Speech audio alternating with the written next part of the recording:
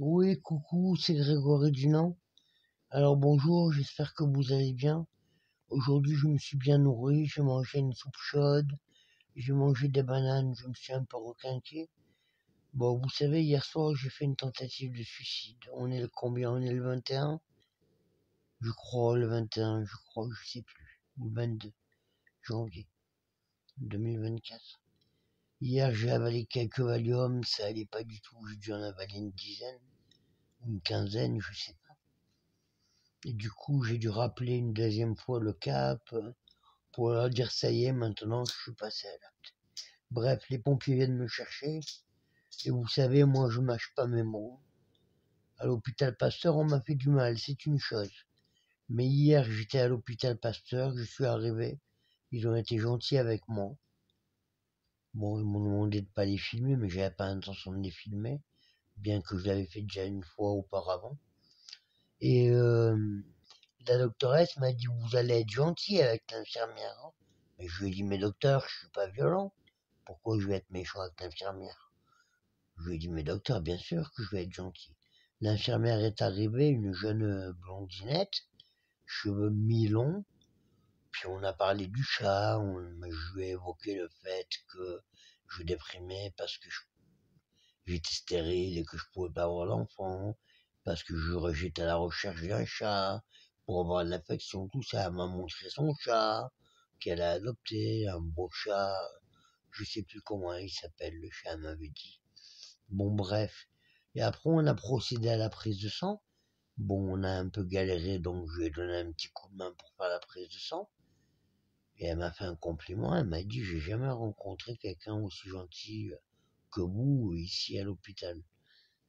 Euh, donc, je remercie cette infirmière de l'hôpital Pasteur à Nice.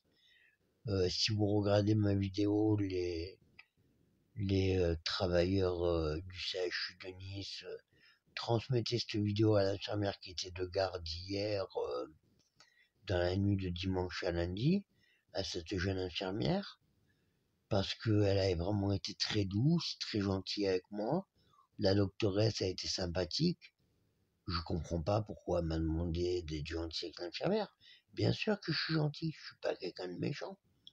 Mais c'est sûr que quand on m'en fait voir de toutes les couleurs, la mairie, ci, ça, bah au bout d'un moment, je perds mon contrôle et quand on me nargue, je me laisse pas faire, c'est tout.